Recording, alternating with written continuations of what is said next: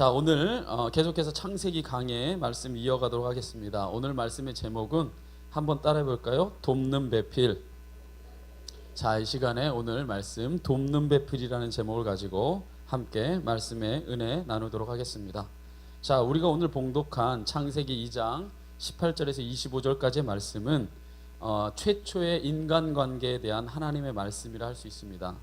그렇기 때문에 우선 이 말씀은 우리가 볼 때에 아담과 하와, 즉 많은 사람들이 이 말씀을 두고 부부관계에 대해서만 이야기하지만, 우선적으로는 부부관계에 대해서 이야기하지만, 이 본문, 이 하나님께서 이 말씀을 주셨을 때에 이때 땅에는 아담과 하와밖에 없었어요. 성서에서 증언하는 것에 빗대어 보자면 아담과 하와밖에 없었기 때문에 꼭 부부관계만을 의미하는 것이 아니라 부부관계도 의미하지만 모든 인간과의 관계에서 우리가 어떤 자세를 취하고 어떤 마음을 가져야 되는지, 모든 인간관계의 관계 맺음, 사람이 딱 두 명 있는데 주님께서 두 명에게 주신 말씀이잖아요. 그죠? 그러니까는 부부, 남편과 아내 사이의 말씀뿐 아니요, 인간과 인간관계에 어떠한 관계를 맺음을 해야 되는지 바로 우리에게 주신 말씀이라 우리가 볼 수 있습니다. 그렇기 때문에 이 아담이라는 말에서도요, 원래 이 아담이라는 말이 이때 당시에 최초의 인간을 의미하는 이 아담, 우리 지난 주간에 우리 최강철 목사님 통해서 이 아담아라는 말의 어원이 어떤 것인지 우리가 봤지만, 최초의 인간의 이름을 의미하기도 하지만 원래 이 아담이라는 말은 보통 인간을 말할 때, 그리고 보통 이제 맨 하듯이 남자를 말할 때 일반 명사로 쓰였던 말입니다. 그러니까 보통 사람 할 때 아담이라 했어요. 그러니까 아담과 하와가 관계 맺는 것은 이 남자와 여자만이 아니라 인간과 인간과의 이 관계 맺음이 어떻게 주님 앞에 바로 서야 되는지, 말씀 앞에 바로 서야 되는지 오늘 말씀을 통해 보여주는 것이라 믿습니다. 자, 그러한 이해에 기반해서 본문을 통해 우리가 어떠한 부부관계를 맺고 또 어떠한 사랑관계를 맺을지 오늘 살펴보도록 하겠습니다. 자, 하나님은 먼저 이 아담을 창조하신 후에 우리가 잘 알듯이 그가 혼자 있는 것이 보기에 좋지 못하니 그를 위해 돕는 배필을 지으리라고 말씀하십니다. 그래서 오늘 본문 우리 18절 말씀, 이 제일 중요한 말씀이니까요, 함께 다 같이 읽어볼까요? 시작. 여호와, 내가 그를 위하여 돕는 배필을 지으리라 하시니라. 할렐루야. 네, 말씀을 띄워주시고요. 자, 여기서 여호와 하나님이 이르시되 사람이 혼자 사는 것이 좋지 못하니 아니 내가 그를 위하여 돕는 배필을 지으리라 합니다. 자, 이 말은요, 많은 사람들이 제가 혼자 있을 때도 늘 이런 말을 빗대어서 얘기합니다. 혼자 있는 게 좋지 못하네요. 뭔가 우울해 보이고. 저 결혼하고 나서 뭐였죠? 옷도 제가 원래 입는 거 제가 그대로 입고, 제가 원래 제 관계된 거는 제가 그냥 하거든요. 스스로 그냥 넥타이도 대충 제가 메고 하는데, 결혼하기 전에는 우울해 보인다, 안쓰러워 보인다, 뭔가 안 돼 보인다 하다가 똑같은 거 있는데 결혼하고 나니까 왜 이렇게 귀티나 보이냐, 이렇게 많이 챙겨주시네요. 속으로는 똑같이 하고 다니는데. 자, 어떤 우리의 마음속에 있냐면요, 혼자 있으면요, 아, 이 사람 참 불쌍하고 안 됐고 이런 마음이 기본적으로 깔려 있어요. 그런 눈으로 보니까 뭔가 안 돼, 치근해 보이는 거죠. 예. 또 같이 있으니까 뭔가 든든해 보일 거다 생각하니까 더 예뻐 보이고 더 잘나 보이고. 근데 많은 사람들이 이 말씀을 독신을 하나님께서 싫어하신다는 말씀으로 이해하기도 하는데 그 말씀의 뜻은 절대로 아닙니다. 만약에 이게 독신하는 것이 하나님이 보기에 좋지 않다고 이야기하자면, 성경에, 신약 성경에 최소한 3분의 1 이상을 기록한 사도 바울은요, 하나님이 보기에 좋지 아니한 모습으로 살아간 전형이고요. 그렇잖아요. 이 땅에 하나님의 사랑을 전하기 위해서, 정말 매진하기 위해서 독신으로 살아가는 모든 신부들은 다 저주받은 사람들이에요. 김수환 추기경을 비롯하여 모든 신부들, 주님의 사랑을 전하려고 그냥 독신으로 살아가는 세상의 모든 사람들은 그러면은 하나님이 보기에 좋지 아니한 모습으로 살아가는 거잖아요, 평생을. 그래요, 안 그래요? 그렇죠. 그렇기 때문에 이 말씀은 독신하는 것이 좋지 않다라고 해석하기에는 무리가 있습니다. 자, 그렇다면 이 말씀이 의미하는 바가 무엇이냐? 그것은 이겁니다. 이 말씀이 제가 아까 말했듯이 부부관계를 의미하기도 하지만 인간과의 관계도 의미하는 거예요. 그렇기 때문에 관계를 맺을 대상이 없이 홀로 존재하는 것이 하나님이 보시기에 좋지 않았다는 말씀이에요. 왜냐하면 하나님 자체도 성부서자 성령으로 늘 관계하셨던 하나님이고, 우리가 늘 서로가 서로 이 상부상조하며 상생하면서 주님 안에서 그 주님 자체가 공동체를 형성하고 있었기 때문에 인간이 관계를 맺지 않고 혼자 살아가는 것, 바로 그 홀로 있는 모습이 주님이 보기에 좋지 않았다는 겁니다. 다시 말하자면 어떤 사람과도 관계를 맺지 않고 혼자 살아가는 것, 남에 대한 배려는 전혀 하지 않고 자신만을 생각하며 살아가는 것, 자신이 세상의 중심이고 모든 사람은 부수적이라서 자기만을 위해야 된다고 생각하는 이기적인 생각들, 모습들, 바로 그 모습을 하나님이 싫어하셨다는 겁니다. 독신을 하더라도 우리 김수환 추기경처럼 마더 테레사처럼 남을 섬기고 남과 관계하고 남을 최선 자기의 삶을 던져서 그들의 삶을 끌어안기 위해서 혼자 사는 거 얼마든지 하나님이 아름답다 생각하세요. 근데 독신을 하더라도 세상에 있는 모든 사람들 다 배제하고 자기 혼자 잘 먹고 잘 살고 자기만 위하고 모든 세상 사람들의 층을 매겨서 다 배제하는 그런 모습으로 사는 사람도 때론 있잖아요. 그래요? 안 그래요? 그런 모습들은 하나님이 좋아하지 않는다는 겁니다. 그래서 하나님은 아담이 건강한 관계를 맺으며 살 수 있도록 아담의 몸에서 갈비뼈를 취하여 돕는 배필인 하와를 창조하십니다. 그래서 20절 하반절부터 2절에 보면 이렇게 기록되어 있습니다. 20절 하반절부터 제가 읽겠습니다. 아담이 돕는 배필이 없으므로 여호와 하나님이 아담을 깊이 잠들게 하시니 잠들매 그가 그 갈빗대 하나를 취하고 살로 대신 채우시고 여호와 하나님이 아담에게서 취하신 그 갈빗대로 여자를 만드시고 그를 아담에게로 이끌어 오시니. 할렐루야. 자, 여기서 아담이 뭐가 없으므로, 돕는 배필이 없으므로 하나님이 하와를 창조하셨다는 겁니다. 그럼 이제 이 돕는 배필이 어떤 의미인가가 제일 중요해요. 그죠? 돕는 배필이 어떤 뜻일까? 이 돕는 배필을 이 원어적으로 보면, 히브리 원어적으로 볼 때 대응이 되는 돕는 자라는 뜻이에요. 따라해볼까요? 대응이 되는. 다른 말로 하면 동등한, 돕는 자. 할렐루야. 바로 이런 뜻입니다. 그래서 이 영어 성경에서 킹 제임스 버전처럼 옛날의 성경들은 이게 헬퍼라고 기록했어요. 돕는 자라, 그러니까 도와주는 사람이라고 기록했지만 요즘 성경들은 절대로 헬퍼로 기록하지 않습니다. 파트너라고 얘기해요. 함께 동등하면서 돕는 자다. 오늘날의 영어 성경들은 다 파트너라고 얘기해요. 바로 이 파트너로서 바로 이 하와를 지은 겁니다. 바로 이 영어가 돕는 배필이라는 이 말이 부부간의 관계, 그리고 제가 계속해서 강조하듯이 사람과 사람 사이에 바른 관계가 어떤 것이어야 되는지 아주 잘 나타내주고 있습니다. 첫 번째는 이런 뜻이에요. 나와 관계하는 모든 사람을 대응하는 자로 여겨야 돼요. 할렐루야. 대응하는, 동등한 자로 여기는 거예요.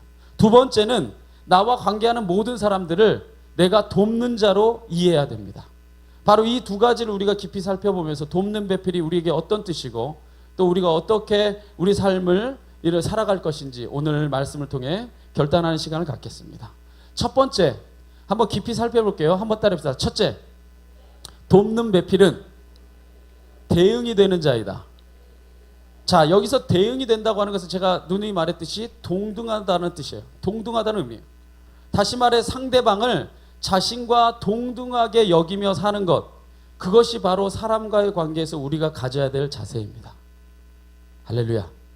태초에 창조된 아담과 하와가 동등한 위치에서 대응이 되는 자로 창조됐다는 것을 깨닫는 건 아주 중요합니다. 왜냐하면 이게 제가 계속해서 강조하지만 부부간의 관계의 원리에서도 또 사람과의 관계의 원리에서도 가장 기본이 되고 베이직이 되는 그런 말씀이 되기 때문입니다. 자, 돕는 배필인 하와가 아담과 동등한 모습으로 창조됐다는 것을 창세기 1장 27절 말씀을 통해서도 설명해 줍니다. 창세기 1장 27절에 이렇게 기록되어 있어요. 하나님이 자기 형상 곧 하나님의 형상대로 사람을 창조하시되 누구와 누구를 창조하셨다? 남자와 여자를 창조하셨다. 그러니까 모든 남성과 여성에게는요 누구의 형상이 있어요? 하나님의 형상이 있어요. 이건 정말 획기적인 말씀입니다. 엄청난 말씀이에요. 대단한 말씀이에요. 왠 줄 아세요? 여러분이 이것을 지금은 아멘하지만 백도 꿀 수 없는 이야기였어요. 이 칼 마나임이라는 이 사회학자가 유토피아를 이야기할 때 두 가지 유토피아를 얘기합니다. 우리 인생이 살아가면서 절대로 실현 불가능한 유토피아. 그러나 오늘날의 세대에는 불가능하지만 언젠가 이루어질 수 있는 유토피아. 그러면 예수 믿는 자는 무엇을 꿈꾸며 사는 자인가? 이 시대에는 이루어지지 않았지만 반드시 이 생각이 바뀌는 날에는 이 변화될 수 있는 유토피아를 꿈꾸며 사는 자예요. 여러분 그거 아세요? 불과 100여 년 전에 여자가 자전거 탄다는 거 상상도 못했습니다. 바지를 입는다는 거 상상을 못했어요. 투표를 한다는 거 상상도 못했습니다. 여러분 투표권을 가진 게 뭐 미국을 기준으로 하자면 불과 100년도 안 됐어요. 투표를 할 수 있는 사람이라고 하는 건 뭐냐면요, 어떤 일을 주체적으로 생각해서 결단할 수 있는 인간으로 인정해 주는 거예요. 성경이 기록됐던 신약이 기록됐던 시대에도 여자는요 숫자로 안 쳤죠. 니코르 뭐죠? 출애굽기에 나타나는 십계명에도 보면요 여자는 누구하고 정확하게 동등하게 기록되어 있냐면요 내 나귀와 동물들과 똑같은 존재로 여자들을 설명합니다. 인간이 주체적으로 생각하고 결정해서 무엇인가를 할 수 있는 존재로 여자를 절대로 여기지 않았다는 거예요. 불과 100년 전만 해도. 그러나 이 성경에 이 창세기에서부터 하나님이 자기의 형상대로 이 인간을 창조하실 때 남자와 여자를 창조하셨다는 이 말씀에 기반해서요. 사실은 여러분들이 지금 누리고 있는 모든 세상은요. 사실 이 말씀에 은혜 받은 사람들이 변화돼서 오늘날의 유토피아를 이룬 거예요. 그래서 오늘날에는 남자가 여자에게 매여 사는 역사가 일어난 거예요. 꿈꿀 수도 없었던 날들입니다. 사실. 이 아담과 하와가 하나님의 형상대로 창조됐다는 것은 서로가 동등한 모습으로 창조됐다는 거예요. 여기서 우리가 절대로 착각하지 말아야 될 것은 동등하게 창조됐다는 것이 동일하게 창조됐다는 것을 의미하는 건 아니에요. 동일한 건 아닙니다. 우리는 다만 동등하게 창조됐어요. 왜냐하면 사람은요 각자의 달란트와 역할이 다 다르게 창조되었기 때문에 절대로 인간이 인간끼리 동일할 수는 없어요. 다만 우리는 여기서 중요한 강조점은 뭐냐, 하나님의 형상대로 모두가 다 평등하게 창조됐다는 거예요. 할렐루야. 여러분 이것을 이해하고 아멘할 수 있어야 돼요. 우리는 그 누구도 우월하거나 열등한 존재가 없어요. 그런데 여러분 아멘 하시지만 저는요 예수마을교회 부목사로서 신방 다니면 속 터져요. 열받아 죽겠어요. 세상에 우리 예수마을교회 다니고 있는 성도님들 가운데 제가 봤을 때는 반도 안 돼요. 남자가 여자가 평등하게 생각하고 살아가는 가정이 반도 안 돼요. 남자는 어떻게 세상에서 모아놔도 이런 남자만 모아놨는지. 제가 신방 다니면요 전사한테 그래요. 나는 좀 괜찮은 것 같아, 그지? 아니 어떻게 정말 자기의 그 아내를 정말 인간 대접해주지도 않고, 특별히 이 세대가 저기 남명신 권사님 세대는요 남편 좀 다 어디 가서 확 이랬으면 좋겠다고 막 이래요. 무슨 가정들을 다 깨뜨리고 집에 돈 한 푼 안 갖다 주고 맨날 술 먹고 주정하고 때리고 폭력을 행사하고. 누군가에게 폭력을 행사한다는 얘기는요 뭐냐면요 나는 당신보다 우월하다는 얘기예요. 힘이 더 강하고 당신을 지배할 수 있다는 얘기입니다. 인간끼리는요 그 어떤 자도 누군가에게 때릴 수 있는 존재가 아니에요. 할렐루야. 하나님만이 우리를 심판하시죠. 누가 인간이 인간을 심판합니까? 우리가 이러한 하나님의 질서를 인정하지 않고 깨뜨렸기 때문에 우리 가정에서 많은 불화가 일어나고, 지금까지 때로는 남성들이 여성을 자신의 마치 부차적인 존재로 심지어 종처럼 생각하고 대하지 않았습니까? 그 때문에 많은 관계들이 깨어지고 상처받고 헤어날 수 없는 수많은 사람들의 아픔들이 우리나라 이 한국 땅에 있는 유일한 한 단어가 옥스퍼드 대사전에 올라간 게 단어가 있는데 그게 뭐냐? 제가 여성들을 대변합니다. 한! 이게 우리나라의 이 한이라는 말이요. 한이란 HAN으로 옥스퍼드 사전에 올라갔어요. 화병 올라갔어요. 다 누구 때문에 나타난 건지 아세요? 남자 때문에. 열받아서 그냥 화병 다 난 거예요. 화병. 이게 이 한의 정서가 다 어디서 나온 줄 아세요? 남존 여비의 사상. 이 끊임없이 억압하고 뭐 귀머거리 3년 뭐 벙어리 3년 뭐 장님 3년으로 살아가고 억압하고 억누르고 인간 대접받지 못하고, 어떤 존재가 인간을 자기가 남성을 낳지 못했다는 이유만으로 버림당하고 많은 사람들이 외면당했던, 우리가 동등한 인간으로 여기지 않았던. 그런데 얼마 전부터 바뀌었죠. 우리 최강철 목사님에게 저는 은혜 받았어요. 집에 남자가 애를 남자 셋 낳는 건 저주래요, 저주. 그 말이 참 은혜스럽더라고. 요즘에는 저도 애 낳으면 첫 번째가 딸이고 싶고 누군가 딸이고 싶은 이런 세상을 이루어진 건요 바로 이 말씀이에요. 이 말씀에 이 은혜 받고 일어난 사실은 이 100여 년 전에 이 여성들 때문이고, 또 오늘날의 이 말씀이 우리에게 진정한 하나님의 복음으로 해석될 수 있었던 것은 바로 그런 사람들의 희생이 있었기 때문인 줄 믿습니다. 그것은 꼭 남자가 여자만 그렇게 이해한 게 아니라 때로는 여자가 남자를 그렇게 생각할 수도 있어요. 우리가 자기보다 저급한 존재요, 부족한 존재요, 자기보다 부족한 존재라고 우리가 여기고 누군가를 배제하는 순간에는 그 모든 관계는 하나님이 원하시는 관계가 아니에요. 늘 기억하십시오. 우리가 누군가를 대하든 그 안에 하나님의 형상이 담겨 있고 하나님이 친히 돕는 배필로 대응이 되는 자로 창조하셨다. 할렐루야. 이 질서를 회복할 때 우리 모든 관계가, 깨어진 관계가 회복될 줄 믿습니다. 또한 기억하십시오. 아담과 하와가 동등하게 창조된 것이라면 여기서 우리는 한 발 더 나가야 됩니다. 부부간의 관계만을 이야기하는 게 아니라 했잖아요. 더 나아가서 이 땅에 존재하는 모든 사람도 다 하나님의 형상대로 동등하게 창조됐다는 것을 의미합니다. 이 땅에 존재하는 모든 사람은 다 하나님의 형상대로 창조된 거예요. 그가 누구든 간에. 그러므로 우리는 어떤 사람을 보더라도 그 사람이 다 하나님의 형상을 지니고 있구나, 이렇게 봐야 됩니다. 근데 그거 아세요?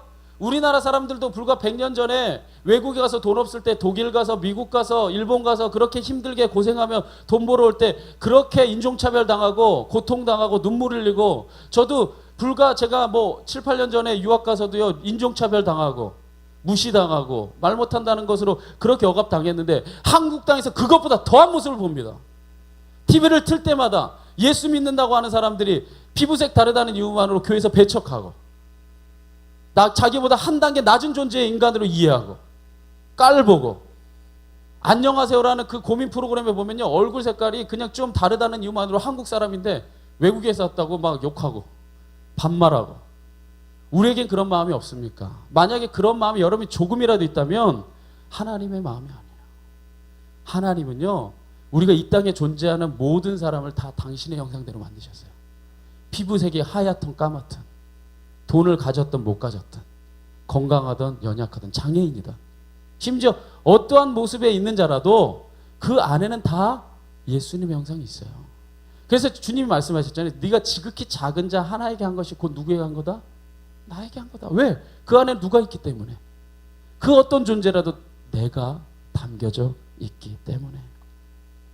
그런데 때때로 우리는요 나보다 연약하고 가난한 사람을 보면 깔보려 하고, 반면에 나보다 높은 지위에 있고 많은 것을 가진 사람들 앞에서는 비굴해질 때가 있습니다. 그것은 결코 하나님이 우리에게 주신 질서가 아닙니다.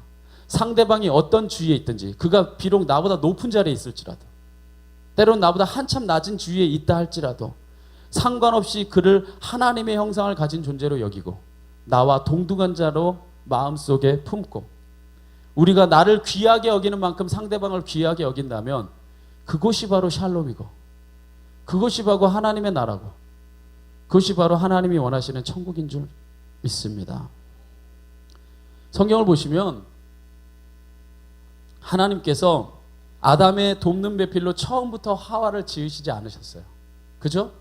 처음부터 지으지 않으셨습니다. 처음에는 이 아담에게 누구를 지어다 갖다 주냐면요 짐승과 새들을 지어서 갖다 줍니다.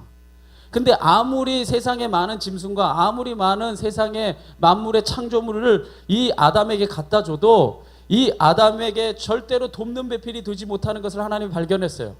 그래서 결국에 하나님께서 어떻게 결정하십니까? 결국 사람이 아닌 다른 어떤 것으로도 절대 사람의 돕는 배필이 되지 못하는구나.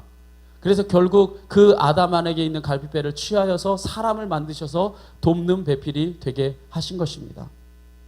여기서 우리가 깨달아야 될 중요한 것이 있습니다. 그것은 이 세상에 존재하는 그 무엇이든 간에 사람이 아니라면 우리에게 절대로 돕는 배필이 될 수 없습니다. 그것이 재물이든, 그것이 권력이든, 그것이 명예든, 그 어떤 것도 사람을 대신해서 우리를 돕는 자가 될 수 없어요. 믿으시기 바랍니다. 사람의 돕는 배필은 오직 사람이에요. 그래서 한번 옆 사람 한번 봐보세요. 아까 산소라 했잖아요. 한번 봐보세요. 이 사람이 중요한 거예요. 할렐루야. 이 사람이 가장 소중한 겁니다. 이 사람이 이 하나님께서 이 주신 우리에게 가장 존귀한 돕는 배필이라는 걸 깨달을 때에 여러분이 인생을 살아갈 때 가장 중요한 가치를 발견하게 됩니다. 여러분 한번 저를 보십시오. 여러분에게 제가 묻습니다. 여러분 혹시 재물을 당신의 동등한 자로, 아니면 때로는 나보다 이 사람보다 우월한 대상으로 재물을 두고 있지는 않습니까? 때로는 권력을 나를 돕는 자로, 이 권력과 명예를 사람보다도 더 우위에 있는 것으로 여기고 있지는 않습니까? 재물이나 권력을 사람과 같은 위치에 또는 사람보다 높은 위치에 놓을 때 사람과의 모든 관계는 다 왜곡됩니다. 바로 돕는 배필로 준 사람들을 돈 때문에 억압하고, 돕는 배필로 준 사람들을 권력을 가지려고 그 사람들을 차별하고 짓밟고 많은 사람들의 가슴에 상처를 주는 일들을 서슴없이 벌이게 돼요. 오늘날 세월호의 사건에서 보게 되지 않습니까? 철저하게 돕는 자가 되지 못하는 사람들. 그것 때문에 이 한국 사회에 수많은 젊은이들을 비롯한 사람들의 마음에 얼마나 많은 상처를 입었습니까? 돈을 말리고 있잖아요. 무엇으로 설명한다 할지라도 그 돈 5만 원보다 그 수많은 생명들이 귀하지 않았다는 겁니다. 돈을 우위에 뒀거나 그 사람의 우상은 바로 돈이었던 거예요. 자기의 목숨이거나. 사람이 사람에게 돕는 자가 되지 못할 때 얼마나 큰 비극이 우리에게 일어나는지 우리는 똑똑히 보았습니다. 예수 믿는 자라면 우리는 이 시대에 새로운 희망의 깃발을 꽂아야 되는 줄 믿습니다. 돈 때문에 사람을 차별하고 억압해야 된다면 돈을 버리십시오. 그게 주님이 걸어가신 길이에요. 권력 때문에 사람을 억압해야 된다면 권력을 내려놓으십시오. 그리고 기꺼이 예수님처럼 십자가에 매달리십시오. 오히려 철저하게 수치와 고통을 당하는 자리에 매달리심으로 세상에 있는 많은 사람을 살리신, 많은 사람들에게 너는 살만하고 너는 구원받아 마땅한 존재이고 너는 하나님의 사랑받는 자녀라는 것을 자신의 몸을 던져서 항변하신 이 예수님의 길을 우리는 걸어가야 돼요. 그게 예수 믿는 사람이 걸어가야 될 길입니다. 여러분이 만약에 세월호에 있었더라면 여러분의 몸을 던져서 사람을 살렸을 줄 믿어요. 이제 앞으로 여러분이 배 타면 그런 마음으로 타세요. 내가 죽어서라도 사람을 살리려라. 그런 마음이 있는 곳에 바로 하나님의 샬롬이 이루어지는 것입니다. 오늘 여러분들에게 이러한 역사가 있게 되기를, 이러한 변화와 이러한 결단이 있기를 간절히 원합니다. 아무쪼록 단순하지만 가장 중요한 진리, 모든 사람은 다 하나님의 형상을 입은 자라는 이 사실을 인정한다면 나와 관계하는 모든 사람들을 존귀하게 여기며 살 수 있을 것입니다. 이 은혜가 여러분 안에 있기를 진심으로 축원합니다. 첫 번째 돕는 배필은 어떤 사람이라고요? 대응이 되는 자이다. 돕는 자라는 거예요. 할렐루야. 벌써 까먹었잖아요. 근데 저는 여러분들을 이해합니다. 네, 사랑할게요. 뭐 까먹은 게 여러분들의 길이라면 어쩔 수 없죠. 다시 한번 기억합시다. 돕는 배필은 우리의 뭐다? 대응이 되는 자. 다른 말로 말하면 동등한 자이다. 두 번째, 한번 따릅니다. 돕는 배필은 돕는 자이다. 할렐루야. 돕는 배필은 또한 돕는 자입니다. 여기서 도움이라는 말은 히브리 원어로 에제르라는 말입니다. 이 에제르. 근데 이 에제르는 이 성경에서 이 히브리어로 쓸 때 대부분의 하나님을 주어로 둘 때 이 에제르는 단어를 씁니다. 하나님이 주어일 때. 그러니까 하나님이 이 죄 가운데 죽어가는 인간을 도우시기 위해 예수를 보내셨다라고 할 때 이 에제르라는 단어를 써요. 그러니까 하나님이 우리의 도움이 될 때 에제르라는 단어를 쓰는 것을 보면 하와가 아담의 돕는 자가 되었다는 뜻은 하나님께서 죽어가는 인간을 구원했던 것처럼 하와가 홀로 있는 것이 아름답지 못했던 이 아담을 정말 하나님의 이 마음과 하나님의 그 모든 능력으로 이 돕는 자가 되었다는 것을 의미합니다. 보세요. 지난주에도 우리 최 목사님 말했지만 도움은 누가 줍니까? 도움을 받는 사람보다 도움이 주는 사람이 더 많은 것을 가지고 있을 때 도울 수 있어요. 그죠? 보통 힘이 있는 자가 없는 자를 도와줄 때 그게 진짜 도움입니다. 그런 맥락에서 본다면 여자가 남자의 돕는 자가 되었다는 것은 여성이 남성의 부족하고 연약한 뭐 남성보다 부족하고 연약하고 뭐 저열하기 때문에 남자를 철저하게 돕는 이 계층적인 존재로서 돕는 자가 되었다는 게 아니라 제가 아까 말했잖아요. 영어 성경에서 파트너예요, 파트너. 함께 길을 걸어가는 사람이에요. 그러니까 남자들은요, 남자들이 훨씬 잘하는 거 있지만 남자들이 엄청 못하는 거 있잖아요. 그죠? 그래서 그 돕는 자로서 우리 이 하와를 하나님께서 허락하셨다는 겁니다. 충분히 남성의 대응자로서 도울 능력이 있었기 때문에 이 하와는 돕는 자가 됐다는 거예요. 이게 정확한 뜻입니다. 그런데 여기서 여러분 오해하지 마세요. 파트너는요, 한 사람이 한 사람에게만 일방적인 돕는 자가 되는 거 절대로 아닙니다. 그죠? 진정한 파트너가 되려면 내가 부족할 때 이 사람이 도와주고, 이 사람이 부족할 때 내가 도와주는 거죠. 그죠? 그렇기 때문에 돕는 자가 되었다고 하는 것은 제가 아까 말했잖아요. 부부간의 관계만 말하는 게 아니라 인간과 인간 간의 관계라고. 그러니까 남자도 여자에게 철저한 돕는 자가 돼야 돼요. 이게 가장 평등한 겁니다. 할렐루야. 그러니까 저도 도와야겠다. 열심히 도와야지. 여러분, 서로가 서로에게 돕는 자가 되십시오. 그게 하나님이 원하는 거예요. 무슨 성경 갖다가 인용하는 건 다 이런 것만 인용해. 돕는 자가 되라고 그랬다고 여자한테 막 돕으라고 그러고, 뭐 여자는 잠잠하라고 그랬다고 뭐 잠잠하라고 그러고. 성경에요, 여러분들이 참 웃긴 게 뭐냐면요, 다 자기에게 유리한 것만 갖다가 해석합니다. 그 아주 재밌는 게 뭔지 아세요? 레위기에서 하지 말라고 한 게 엄청 많아요. 출애굽기에서 하지 말라고 한 게 엄청 많아요. 뭐 비늘 없는 거 먹지 말라, 뭐 되새김질하지 않는 거 먹지 말라. 다 먹잖아요. 돼지고기 다 먹고, 뭐 장어 다 먹잖아요. 장어 막 좋다고 막 먹어도 되잖아요. 그래요, 안 그래요? 하지 말라는 거 다 하면서 몇 가지만 골라가지고 이거 이러니까 이렇게 살아, 이렇게 얘기해요. 얼마나 우스운 얘기입니까? 아니에요. 성경은 모든 말씀이요, 남에게 빗대라고, 남에게 적용하라고 준 말씀이 아니에요. 성경은 만약에 성경을 들어서 누군가에게 적용하라고 그것을 이야기하기 시작할 때 그것은 얼마든지 무기가 될 수 있습니다. 성경은요, 철저하게 자신을 돌아보라고 주는 말씀이에요. 할렐루야. 그러니까 우리는 이 말씀을 읽을 때 누군가 나를 도와야지라고 읽는 게 아니라 나 또한 돕는 자가 되어야지 라고 읽을 때 진짜 바른 성경 읽기가 되는 것입니다. 할렐루야. 저는 이러한 우리가 돕는 자로서의 사랑 관계를 맺고 살아갈 때에 진정 의미 있는 모든 관계가 될 줄 믿습니다. 그런데 이 상대방이 나를 살리는 자요, 돕는 자라는 마음을 가지고 살아가다 보면 때로는 정말 나를 돕는 자라고 여기기 힘든 사람을 만나기도 합니다. 그죠? 나를 공격하고 힘들게 하고 나를 상처 입히는 그런 사람을 만나기도 합니다. 그러나 그런 사람까지도 나를 더욱 그리스도의 형상을 담는 자가 되게 하기 위해서 모든 것이 합력하여, 모든 것이라고 할 땐 좋은 것만 있는 게 아니라 나쁜 것, 흥할 때만 있는 것 아니라 쇠할 때도 있는 것, 건강할 때만 있는 게 아니라 병들 때도 있는 것, 부할 때만 있는 게 아니라 아멘할 때까지 가난할 때도 있는 것, 이 모든 것이 합력하여서 인간이 교만하지 않고 겸손하게 예수님의 형상을 담는 자가 되는 거잖아요. 그렇기 때문에 내게 돕는 자라고 하는 것은요, 나에게 유익만 주는 사람이 아니라 때론 내게 상처 주고 때론 내게 아픔을 주는 사람까지도요, 내가 교만하지 아니하게 나를 철저하게 낮아지게 해서 예수님의 형상을 담는 자로 변화되기 위해서 나에게 돕는 자로 주셨다는 것을 믿을 때에 모든 인간관계와 사람관계가 다 의미 있어지게 될 줄 믿습니다. 한때 부흥했던 수도원이 하나 있었습니다. 이 부흥했던 수도원인데 이 수도원이 17세기, 18세기, 19세기를 지나면서 여러 가지 세파를 겪어서 이 5명밖에 수도승이 남지 않는 이 수도원이 있었어요.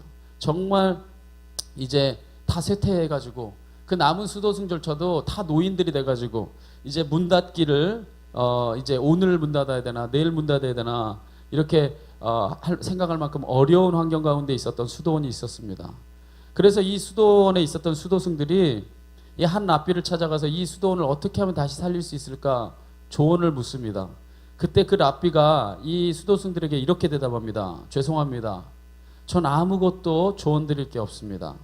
그러나 단 한 가지 제가 말씀드릴 수 있는 것은 당신들 지금 나를 찾아온 이 5사람 가운데 한 사람이 바로 메시아라는 사실입니다. 이렇게 조언을 해줍니다. 자, 그래서 수도원으로 돌아온 수도승들이 이 랍비가 한 말을 곰곰이 되새겨 봅니다.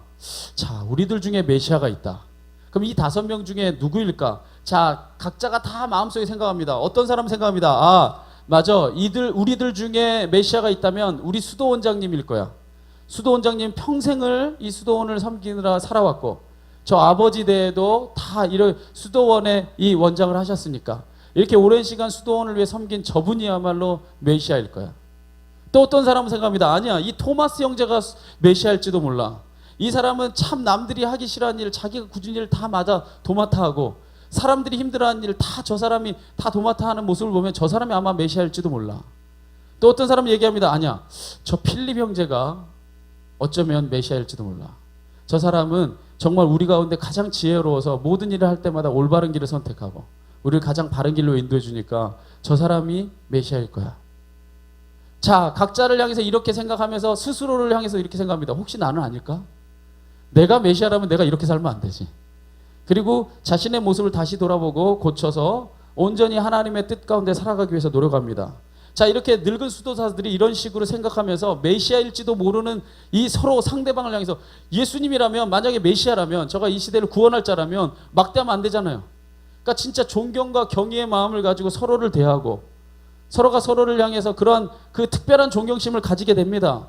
자, 그러자 이 수도원의 이 안에 찾아오는 사람들이 특별한 이 기운들을 느껴요.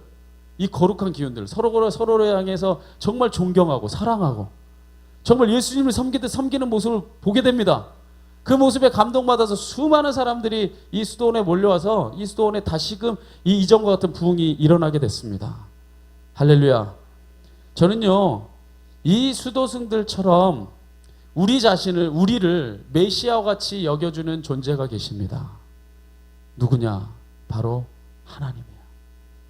여러분을 정말 존귀하게 바라보세요. 얼마나 존귀하게 바라보냐? 내 사랑하는 이 자녀를 위해서, 바로 너를 위해서, 내 사랑하는 독생자까지도 아낌없이 보내서 그의 생명까지도 십자가에서 죽기까지 바로 너를 구원하기 위해서 주님이 여러분을 사랑해 주셨다. 여러분을 정말로 존귀하고 정말로 그 메시아처럼 여기지 않고서야 이 일을 하나님께서 행하실 수가 없는 것입니다. 이처럼 메시아의 피값으로 생명을 우리는 얻은 귀한 존재가 되었습니다. 여러분, 한번 고개를 들어보세요. 여러분은 귀한 존재예요. 할렐루야. 여러분이 어떤 자리에 있든지 어떤 모습에 있든지, 때로는 가난하다 할지라도요, 여러분 때로는 여러분 돈이 없어서 의자 하나 못해도 괜찮아요. 와서 앉으세요. 의자 못해도 하실 분들이 한 10개씩 할 거예요. 그 자리에 앉으면 돼요. 여러분들이 때로는 어떤 분들이 참 마음이 아프더라고요. 그 의자 값을 다 할 돈이 없어서 3만 원, 5만 원 해도 됩니까? 해도 돼요. 할렐루야. 여러분이 돈을 많이 못 낸다고 해서 하나님은요, 때로 여러분의 하나님의 형상을 없는 건 아니고, 오히려 지극히 작은 자 하나에게 예수님은 담겨있다 했어요. 어떤 존재를 할지라도, 비록 의자값 하나를 다 낼 수 없어서 3만 원, 5만 원 내는 존재를 할지라도 10개, 100개를 하는 사람의 그 모습과 똑같은 동등한 모습으로, 그리고 함께 이 교회를 돕는 자로 우리가 여길 줄 아는 그런 마음을 가질 때 그곳이 바로 예수의 마을이에요. 10개 한 사람, 100개 한 사람은 더 높은 위치로 보고, 한 개도 제대로 못한 사람 우리가 더 낮은 위치로 보게 된다면 그것은 절대로 예수의 마을이 아닙니다. 세상의 마을이에요. 오늘 우리 안에 이러한 어떤 사람을 대하든지 우리가 있는 곳에 정말 서로가 서로를 메시아로, 예수님으로 여기고 대접하고 사랑하며 살아간다면 바로 우리가 있는 곳에 하나님의 뜻이 이루어지게 될 것입니다. 서로를 메시아처럼 존귀하게 대하면서 늘 나를 돕는 자로 서로를 여긴다면 이곳이야말로 초대교회고 하나님의 나라가 아니겠습니까? 할렐루야. 그래서 나와 관계하는 모든 사람들을 나를 살리는 돕는 자로 여기는 것은 매우 중요합니다.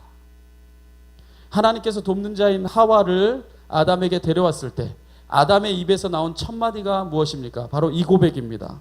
한번 마지막으로 이 고백을 한번 읽어봅시다.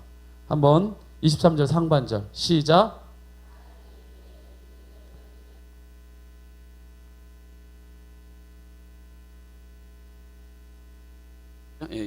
건져지가 없네.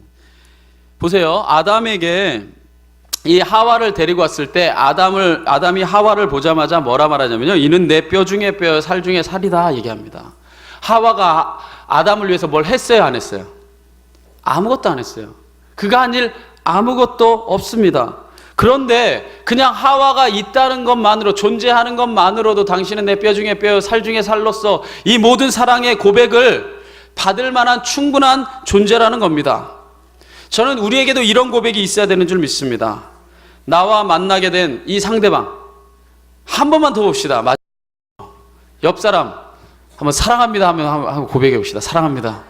예. 어떤 사랑도 막 끌어올려서 없던 사랑도 막 샘솟듯이 만들어서 막. 우리에게는 이런 고백이 있어야 돼. 옆 사람이 나한테 뭐 해줘서 아니에요. 내 옆에 존재한다는 것만으로, 내게 사랑을 나눌 기회를 주었다는 것만으로, 당신이 이 세상에 존재하는 것으로 인해 우리에게 얼마나 큰 기쁨이 되는지, 이러한 존재 자체만으로 우리가 기뻐하고 나를 돕는 자로 여길 수 있고, 진짜 사랑의 고백을 할 수 있다면 목장이 천국이 될 거예요. 마을이 진짜로 천국이 되고, 이 예수마을 교회는 진정한 하나님의 나라가 될 것입니다. 하나님께서 함께하라고 이끌어 주셨기 때문에 사랑의 고백을 할 수 있는 그 자리가 가정이건 교회건 심지어 사회생활 중에라도 하나님께서 내게 이끌지 않으면 단 한 사람도 내게 올 수 없다고 하는 이 주님의 음성을 늘 기억하면서, 내게 진정한 하나님의 사랑을 나누라고 주신 그러한 하나님의 배필로, 이 배필이라는 것이 꼭 남자 여자만의 관계가 아니라 모든 사람과의 관계로 우리가 이해할 수 있다면 바로 그곳에 하나님의 나라는 이루어지게 될 것입니다. 기억하십시오. 우리가 먼저 사랑하고, 우리가 먼저 존경하고, 우리가 먼저 섬길 때 상대방은 정말로 사랑스러운 사람으로 변화가 될 것이고, 존경받을 만한 사람으로 변화될 것을 믿으시기 바랍니다. 오늘 말씀 정리하겠습니다. 오늘 이 창세기 말씀을 통해서 하나님께서 우리를 지으실 때 당신의 형상대로 아름답고 존귀하게 하나하나 다 지으셨습니다. 우리가 이 세상에 하나님의 형상을 입어서 창조되었다는 이 사실을 우리가 믿게 될 때에, 첫 번째로 우리는 모든 사람들을 동등한 사람으로 인정하십시오. 제발 예수 믿는 사람들은 세상에 존재하는 그 어떤 사람이라도 차별하지 마십시오. 여러분 안에서는 늘 예수님처럼 오히려 창녀와 세리를 찾아가시고, 어린아이가 내게 오는 것을 막지 말라 하시고, 그 어떤 존재라도, 세상에서 버림받은 존재라도 저가 하나님의 구원받은 백성이라고 늘 선포하셨던 예수님처럼, 어떤 사람이라도 여러분들은 나보다 남을 낮게 여기고 섬기는 자로 살아갈 때 그곳에 예수의 마을이 세워질 줄 믿습니다. 두 번째, 우리에게 존재하는 그 어떤 사람이라도, 심지어 내게 아픔을 주는 존재라 할지라도 그가 내게 철저하게 돕는 자라는 것을 이해하십시오. 또한 내가 다른 사람에게 돕는 자가 되기 위해서 늘 힘쓰는 자가 되십시오. 그리할 때 우리의 삶을 통해서 하나님이 의도하셨던 가장 아름다운 하나님의 나라, 하나님의 나라의 건설자들이 바로 여러분이 될 줄 믿습니다. 이 믿음의 고백을 가지고 우리 218장 우리 함께 찬양하고 기도하시다가 돌아가실 때에 우리 이 하나님의 이러한 귀한 복음이 전파되는 우리 성전이 하나님 은혜 안에서 건축되게 해달라고 우리 간절히 기도해 주시고, 우리 아까 기도했듯이 우리 목사님 이 모든 일을 인도하실 때 영육간의 강건함 달라고 목사님의 중보하시고, 여러분의 기도의 제목을 가지고 기도하시다가 돌아가시겠습니다. 우리 218장 함께 찬양합니다.